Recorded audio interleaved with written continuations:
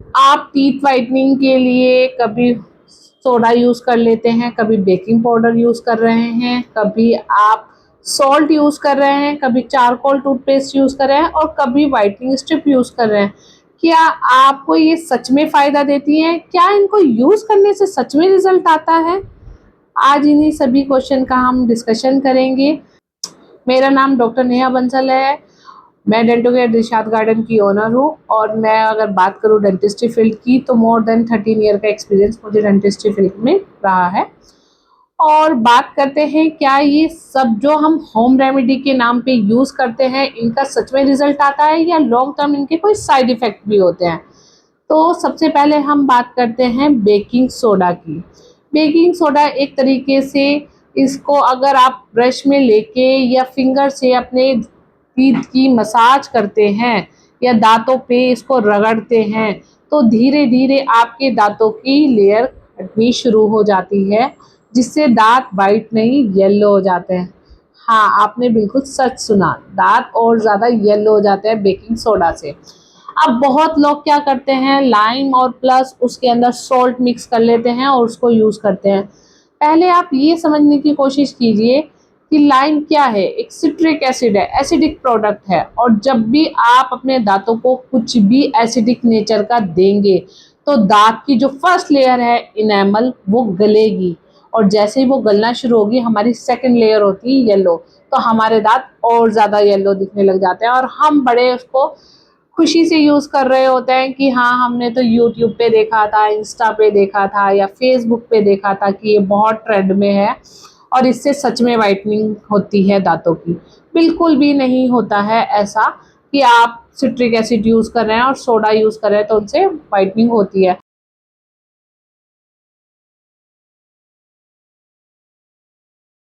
जगह बहुत से लोग लाइम की जगह विनेगर यूज़ करते हैं, वो भी बिल्कुल गलत है। सेम वे टू का सोडा यूज़ करना और लेमन यूज़ करना।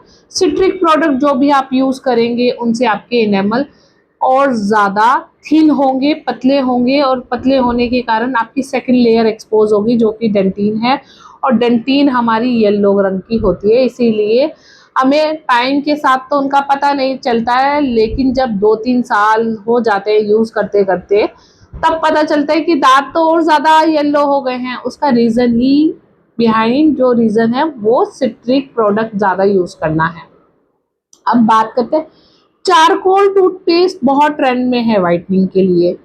चारकोल टूथपेस्ट में एब्रेसिव पार्टिकल्स है, मोटे मोटे पार्टिकल्स हैं। जब आप उसको यूज़ करोगे तो अगेन वो आपके एनामल को रब करेगा और उससे भी आपके दांतों को वाइटनिंग नहीं मिलेगी। नुकसान ज़रूर होगा लेकिन वो तुरंत नहीं समझ में आता है, विद द टाइम हमें समझ में आता है जब हम बहुत लॉन्ग टर्म तक यूज़ करते हैं। अब एक ट्रेंड में है वाइटनिंग स्ट्रिप, कहीं हद तक वो काम करती है लेकिन बहुत अच्छा ड्रास्टिक रिजल्ट की बात करें तो वो उससे भी नहीं मिलता है। एक थोड़ा सा कलर चेंज में डेफिनेटली इफेक्ट मिलता है लेकिन बहुत ज़्यादा ड्रास्टिक चेंज वाइटनिंग स्ट्रिप से भी नहीं मिलता है। वो ऑनलाइन इजीली अवेलेबल है और वेरी इजी टू यूज़ है। मतलब लाइक आप एक ट्रांसपेरेंट शीट होती है उसके अंदर जेल होता है, आप बस उसको मुंह में ऐसे अटैच कर लेते हैं और कुछ मिनट के लिए उसको वेयर करना होता है, लेकिन उसका थोड़ा स्लो रिजल्ट है। अब एक बहुत कॉमन यूज होता है हाइड्रोजन पर ऑक्साइड, क्या ये सही मात्रा में आप होम रेमेडी में यूज कर रहे हैं? इसका बहुत महत्व है। अगर आप इसको गलत तरीके से यूज कर रहे हैं तो आपको बहुत ज़्यादा नुकसान हो सकता है।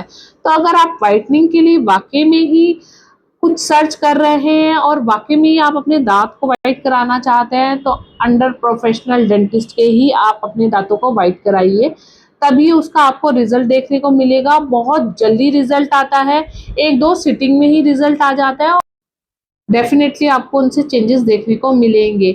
और अगर आप वाइटनिंग प्रोफेशनली नहीं कराना चाहते हैं तो सिंपल स्केलिंग एंड पॉलिशिंग करा सकते हैं, जिसको हम क्लीनिंग एंड पॉलिशिंग बोलते हैं। उससे भी बहुत अच्छे रिजल्ट आपको मिल जाते हैं और प्लीज़ इस पे मैं एक अलग वीडियो बनाऊंगी। स्केलिंग एंड पॉलिशिंग से कोई हार्म नहीं होता है, कब होता है और क्यों होता है और कैसे होता है, मैं इस पे एक अलग वीडियो बनाऊंगी। लेकिन प्रोफेशनल स्केलिंग पॉलिशिंग से कभी हार्म नहीं होता है।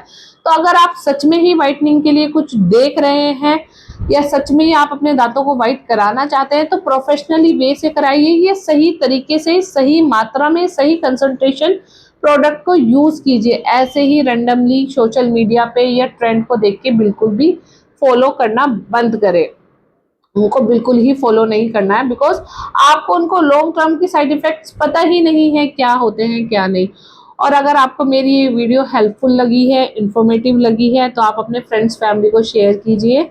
और अगर सच में ही आप ये जानना चाहते हैं कि व्हाइटनिंग कैसे होती है, कितना स्टे करती है, व्हाइटनिंग की क्या कॉस्ट है, व्हाइटनिंग में कितनी सिटिंग लगती हैं, क्या हर केस में व्हाइटनिंग पॉसिबल है, तो आप कमेंट में मुझे व्हाइटनिंग लिखिए, टीथ व्हाइटनिंग लिखिए, और मैं नेक्स्ट वीडियो टीथ व्हाइटनिंग के ऊपर बनाऊंगी। थैंक यू, अब के लिए बाय बाय, फिर मिलेंगे।